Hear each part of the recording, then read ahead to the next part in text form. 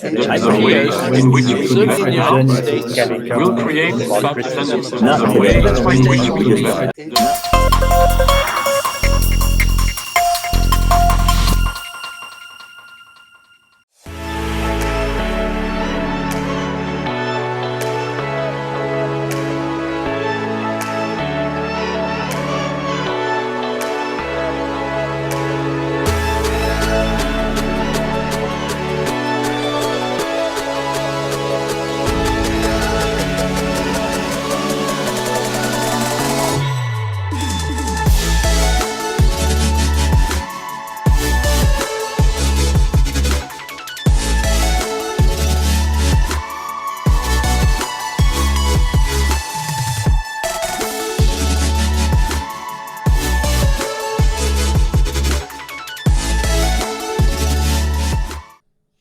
Welcome to the Energy News interview series. My name is Arnes Biogradlia and my guest today is Professor Ibrahim Dincer.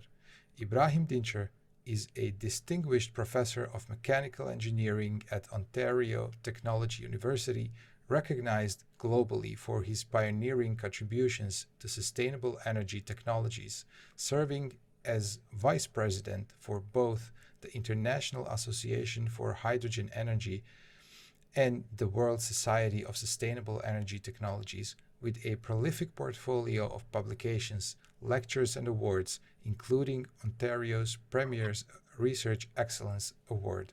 Professor Dincer, welcome.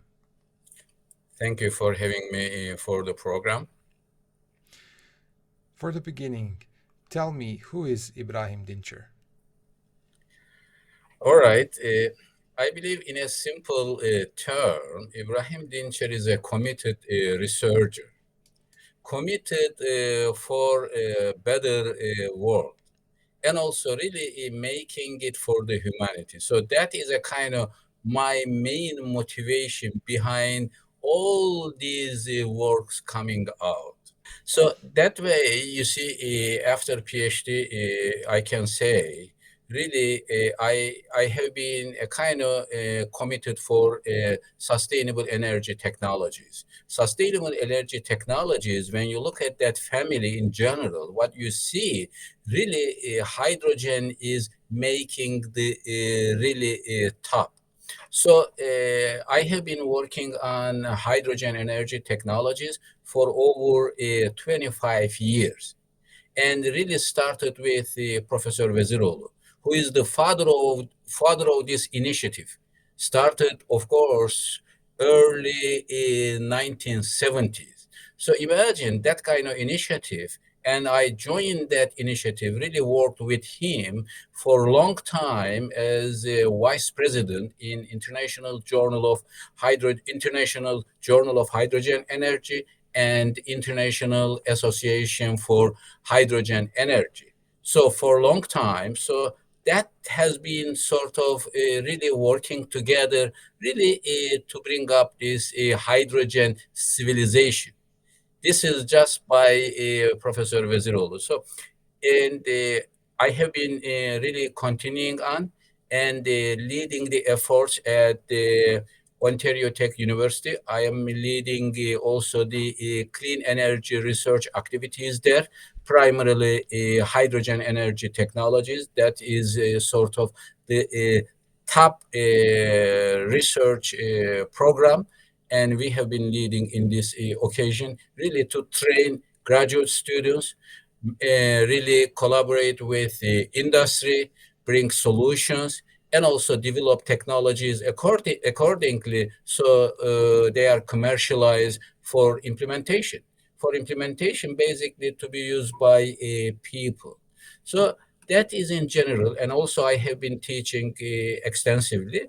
That is also another addition to my academic activities. So having also service responsibilities through international organizations, and also really editorial activities, and also helping for conferences, and doing really many things accordingly. So trying to really people helping people, I think, is a prime cause, and I have been doing it. Tell me, why hydrogen?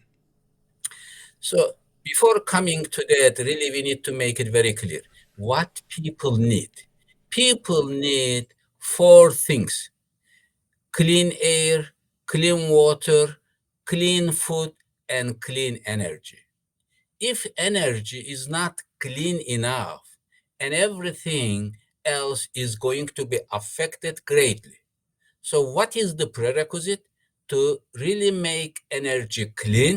So, produce in a clean manner, convert in a clean manner, and use it in a clean manner. So, when you look at now what we have in hand, so you need to look at the energy equation in general. Energy equation has what? Fossil fuels, renewables, and nuclear.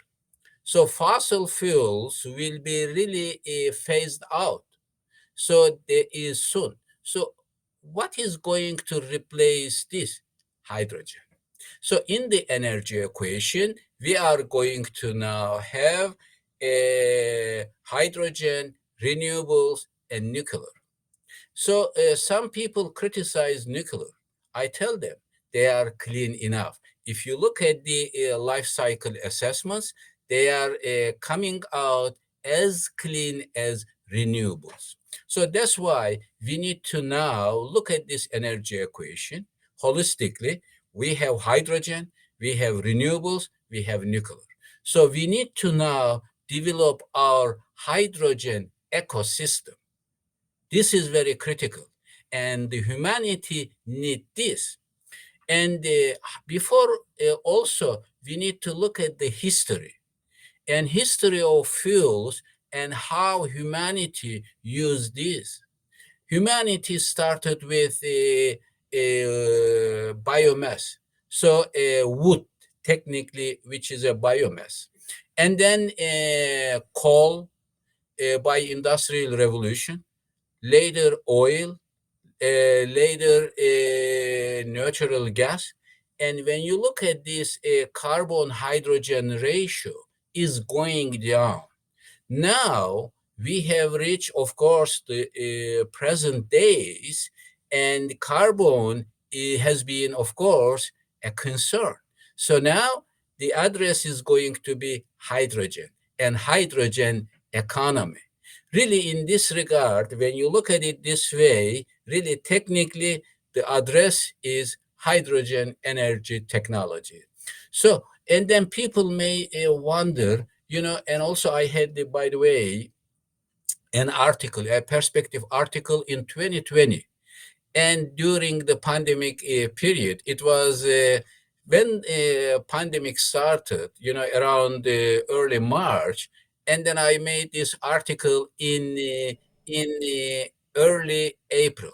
And it was saying, hydrogen closing carbon age. So this was very critical. Closing carbon age, and pandemic was a kind of turning point historically. So imagine in that year, by the July 8th, European community started with a hydrogen, a green hydrogen deal as well.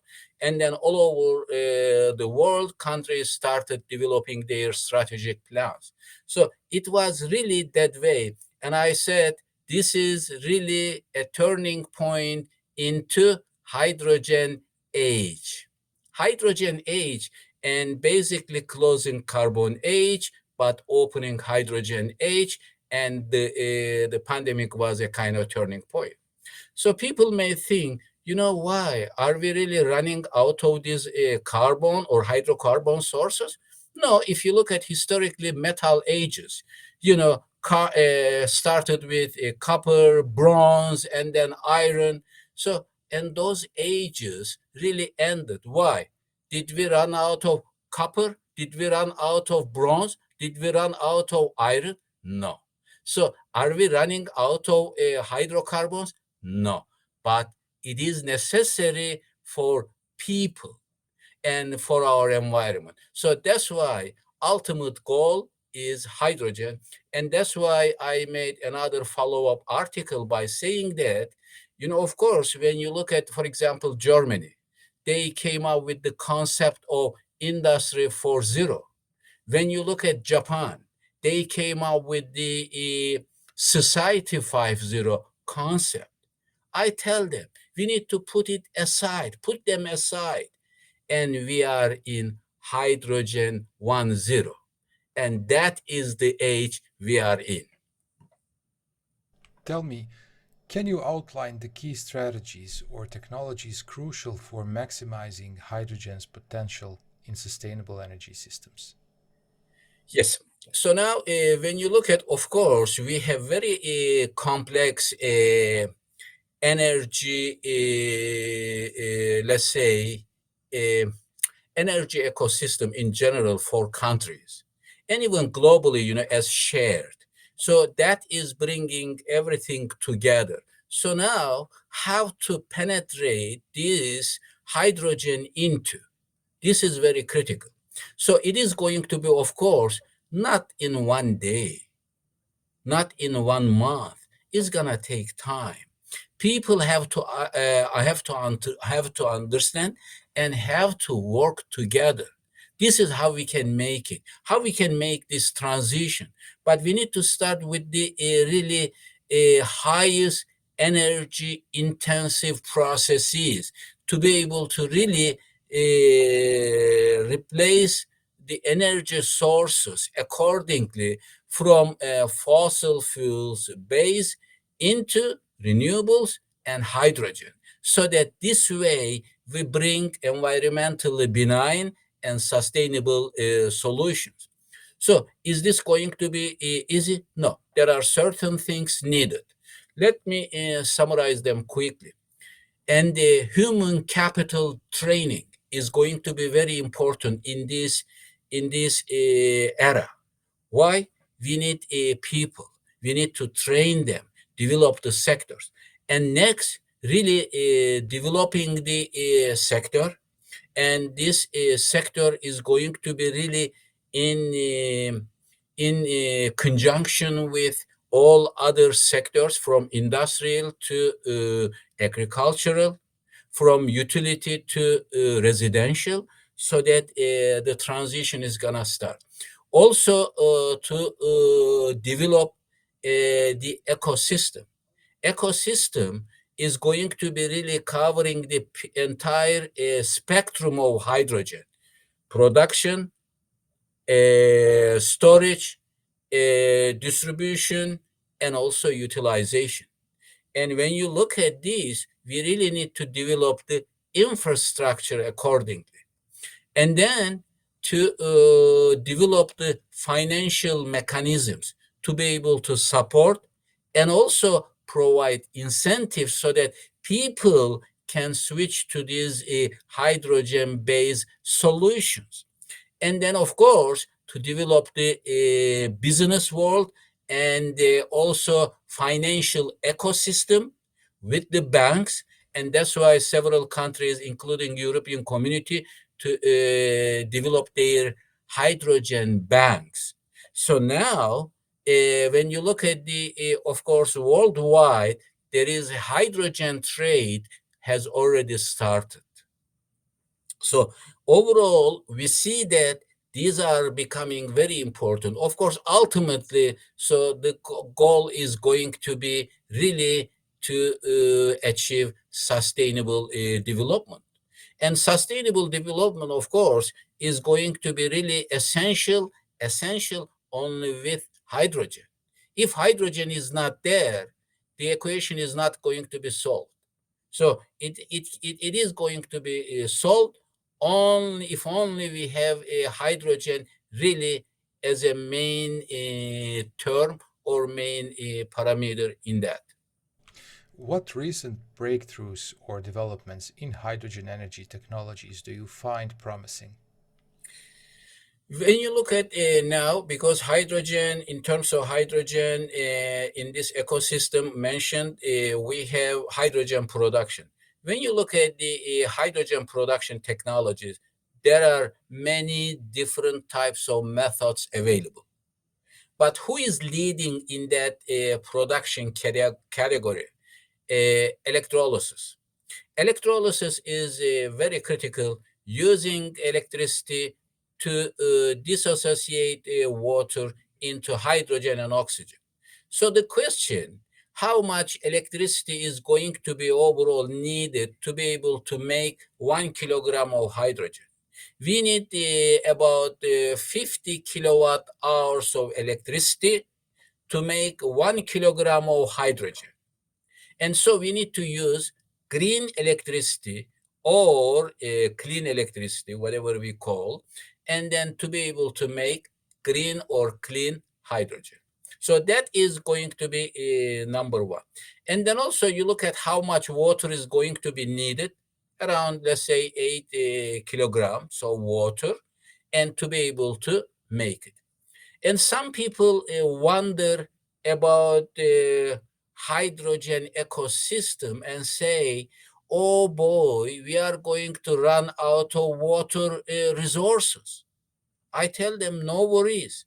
When you produce hydrogen, you do electrolysis, and then what happens? You dissociate water into hydrogen and oxygen, and then you bring hydrogen into a fuel cell.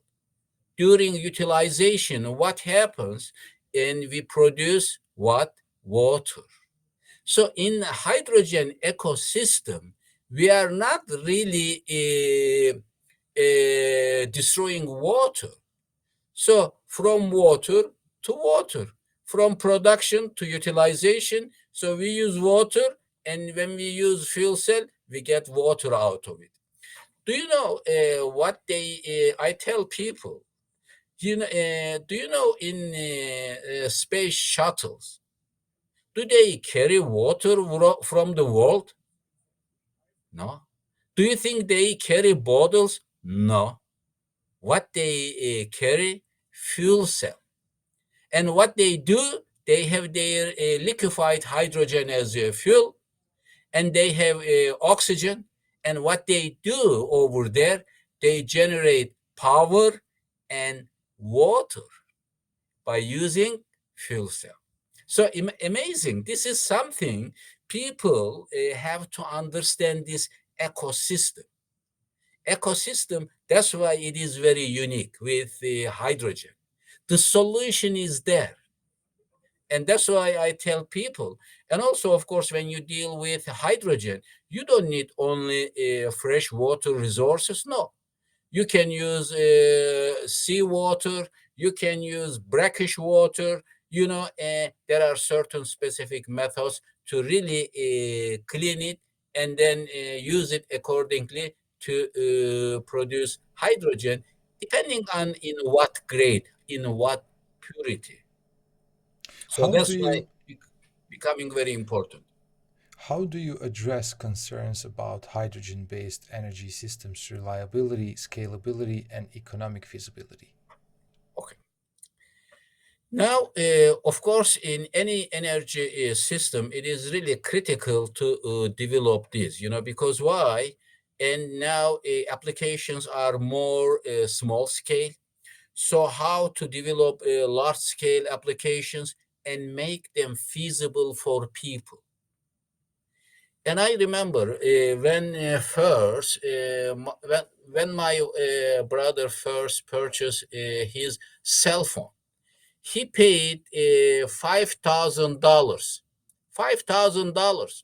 What I do now, I go out to one of the let's say phone service companies or whatever, communication companies.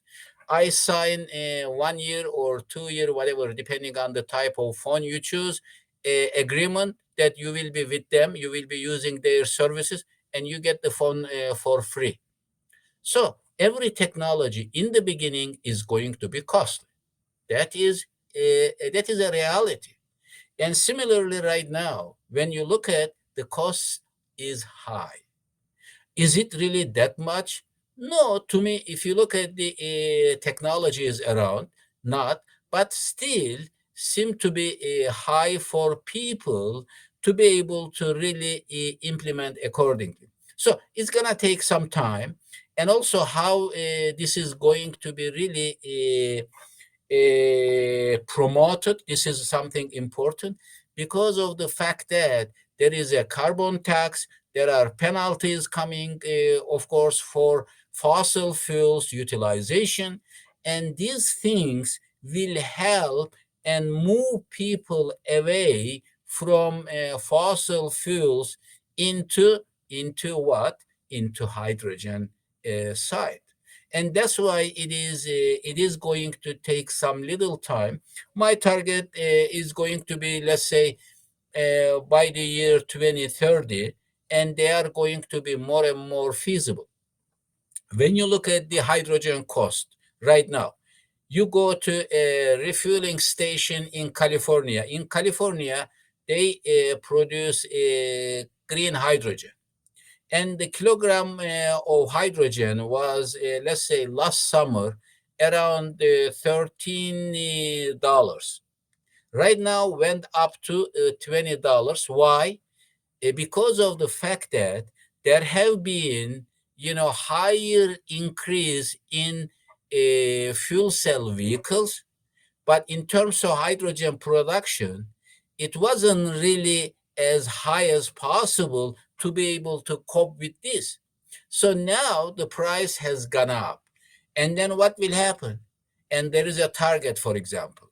The target by USA, and to make it by the year 2031, a kilogram of hydrogen is going to be $1.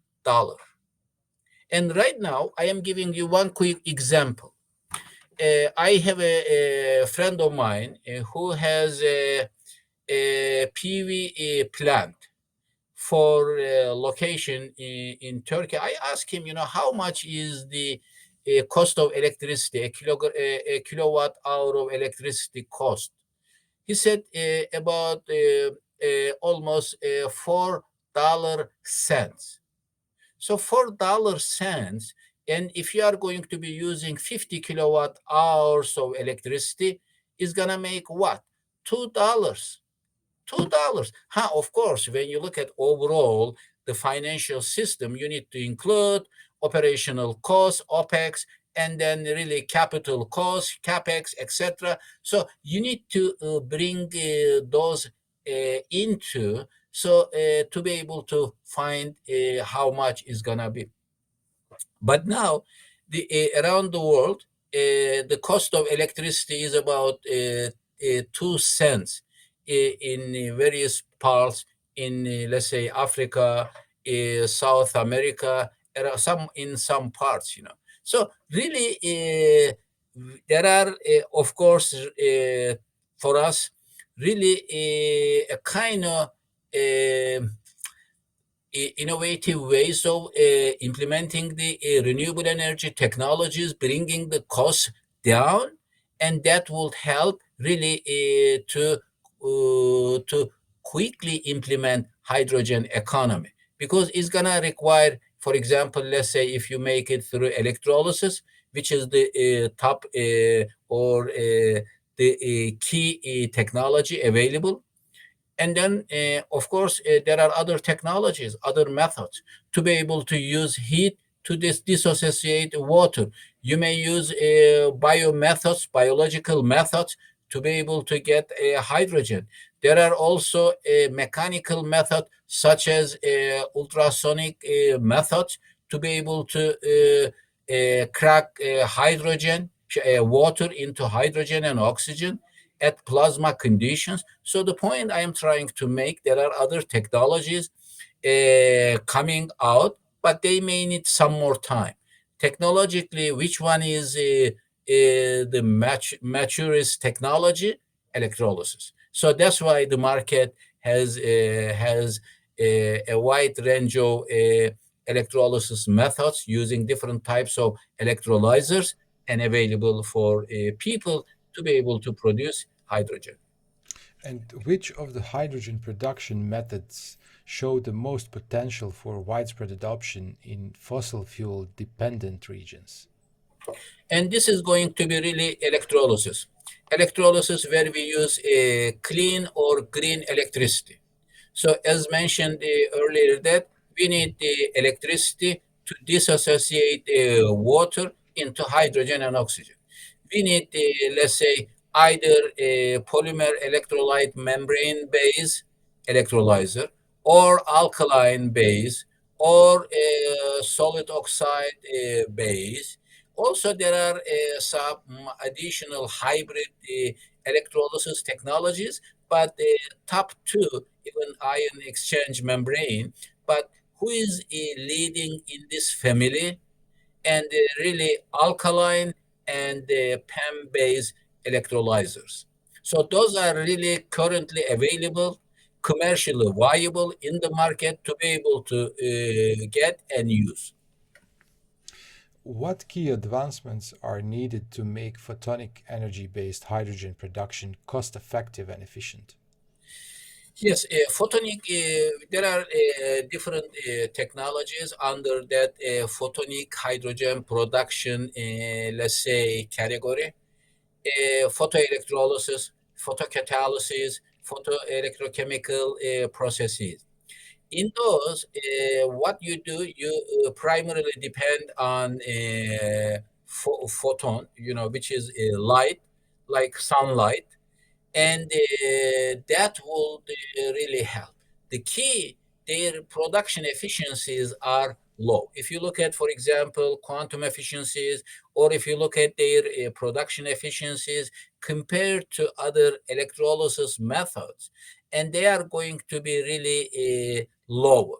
But they are, of course, they are going to supplement this. And we have been working on a unique technology, for example, to combine conventional electrolysis with a photonic method process, photoelectrochemical process, so benefit from both. For example, if you are using, let's say, solar electricity and sun accordingly in a combined manner, in an integrated fashion, and then what you do, you produce much more hydrogen. So really benefiting that way by integrating the processes.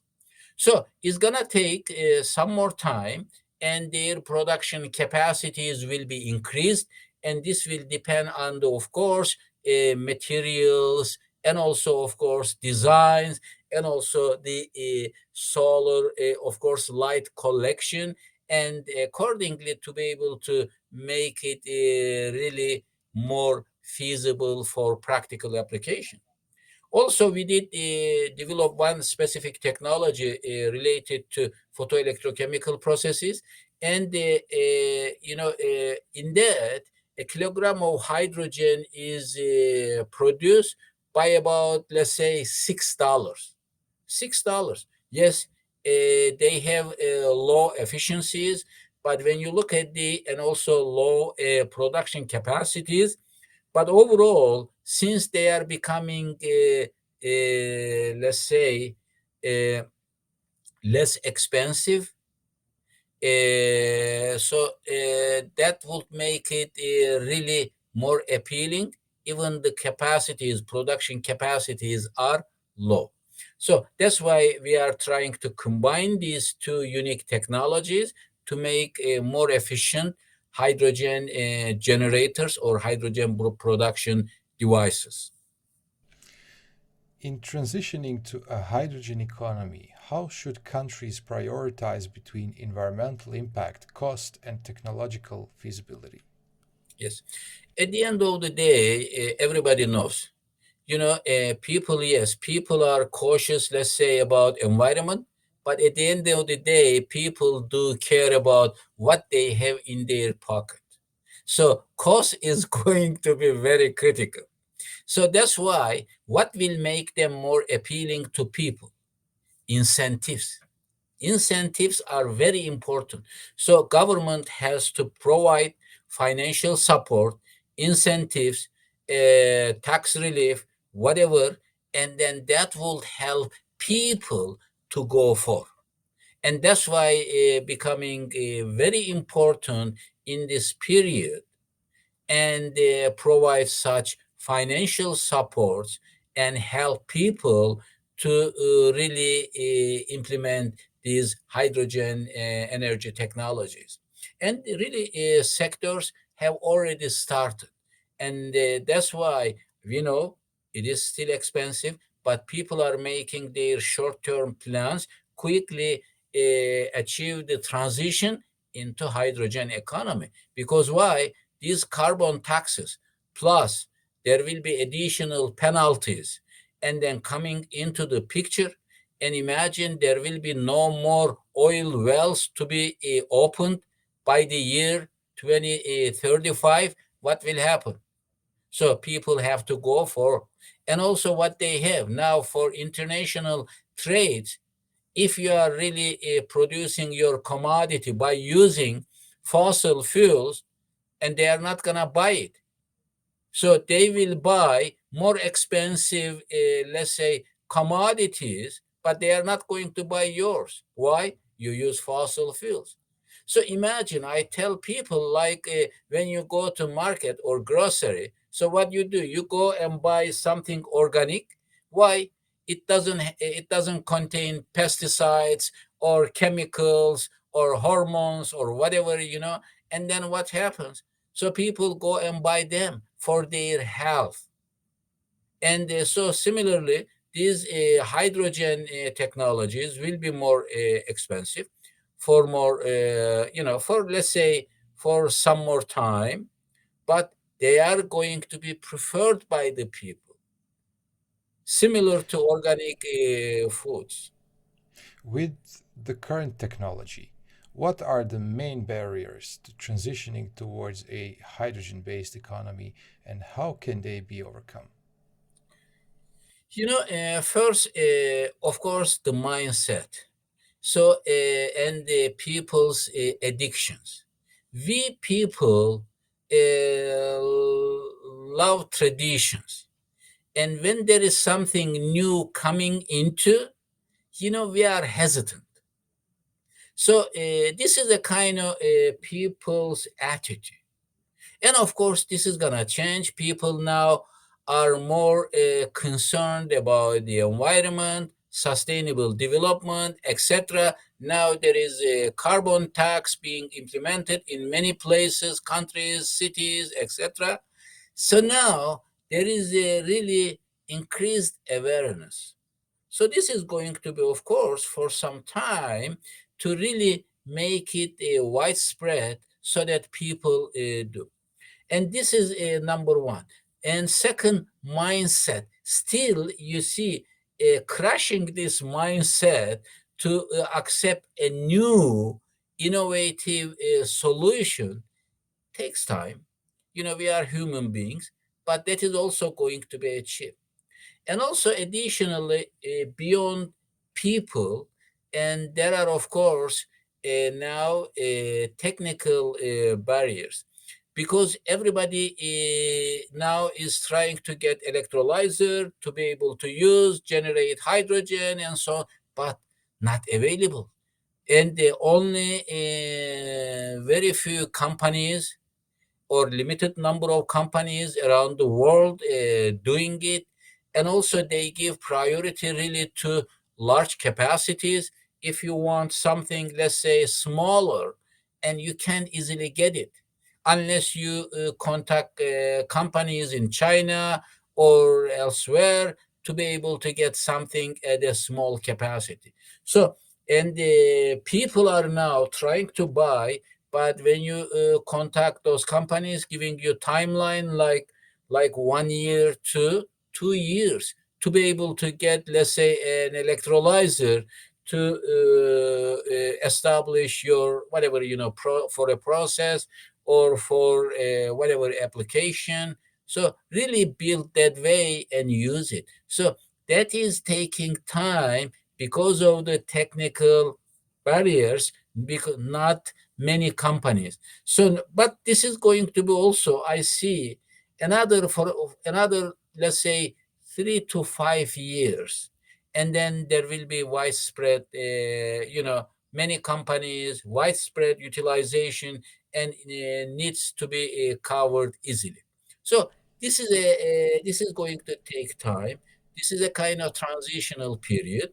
Yes, we know, but people are making their plans to switch to hydrogen economy, And by the time, let's say 3 to 5 years, we will have all these available. So help people really implement this for daily life.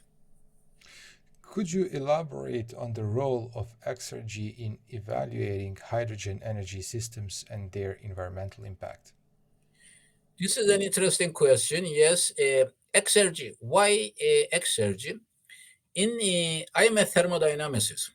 In thermodynamics, we do have, of course, four laws, but two of them are very critical. First law of thermodynamics and second law of thermodynamics. First law of thermodynamics is about energy analysis, and also it is about energy conservation.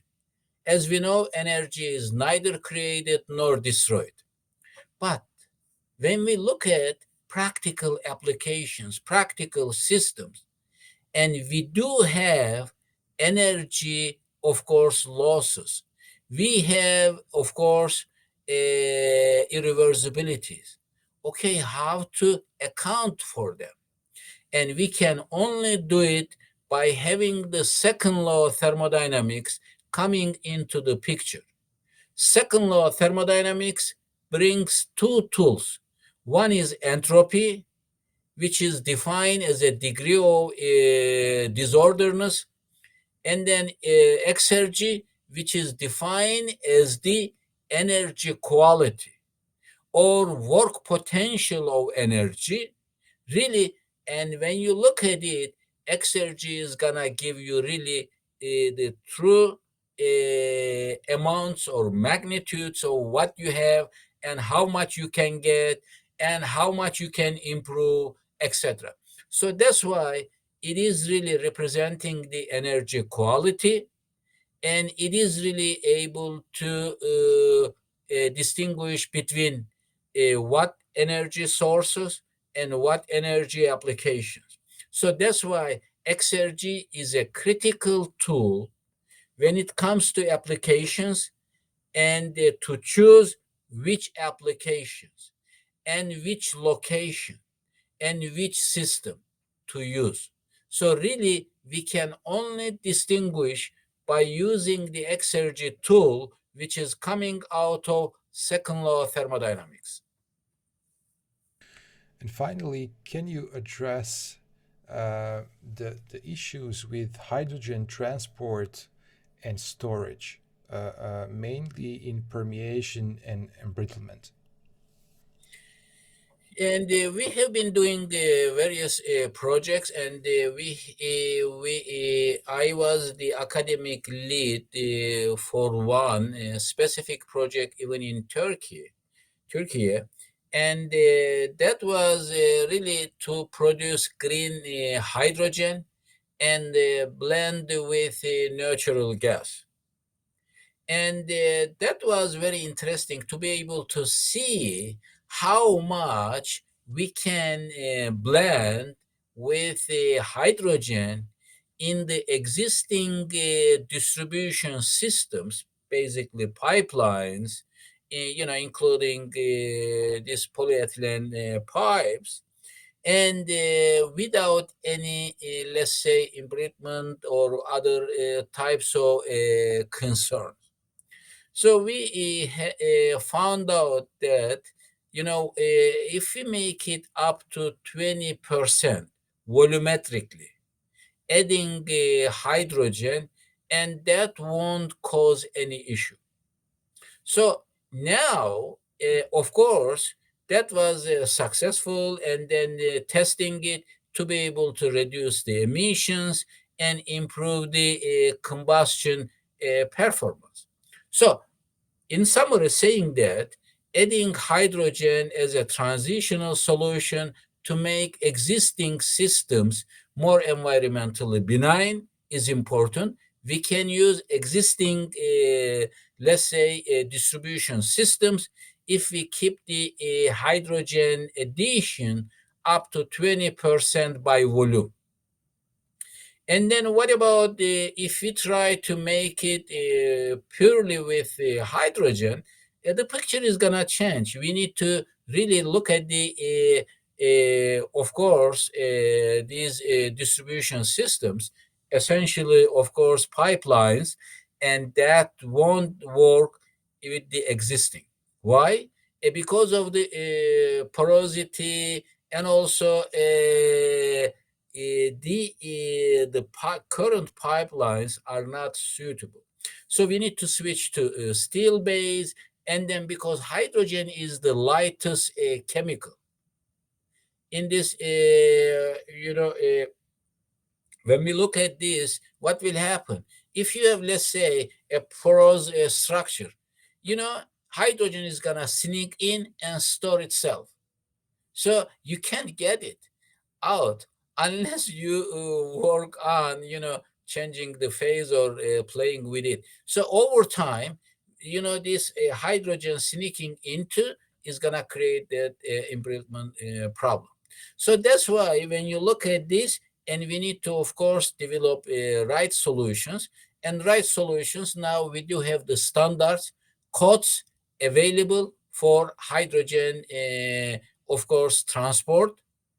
And when it comes to storage, of course, we have storage solutions, and especially we do have the tanks, type 4 tanks, to be able to, of course, nicely store hydrogen up to 700 bar. And let's say this Japan's vehicle, Toyota Mirai. So they have, of course, three little cylinders carrying hydrogen up to 5.6 kilograms, and with a driving range up to 650 kilometers. And then also there are other companies announcing that they have, for example, one from Germany announced that they have their hydrogen vehicle or fuel cell vehicle making 2,000 kilometers with a single cylinder filled with hydrogen. Isn't that amazing? Yeah, truly. Ibrahim, thank you for being my guest today. My pleasure. Thank you for having me for this, and I hope this will be useful for your audience.